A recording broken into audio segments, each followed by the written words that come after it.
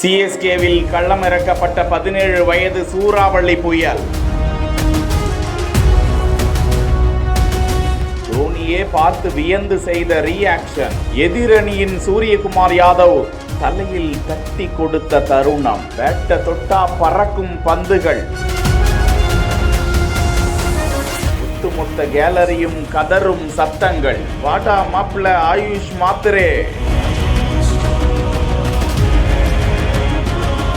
மும்பை வான்கடை மைதானத்தில் CSK Mi உடனான IPL match நடந்து வரும் நிலையில் இன்றைய மேட்சின் சுவாரஸ்யமே இந்த 17 வயது சிறுவன் ஆயுஷ் மாத்திரே தான்.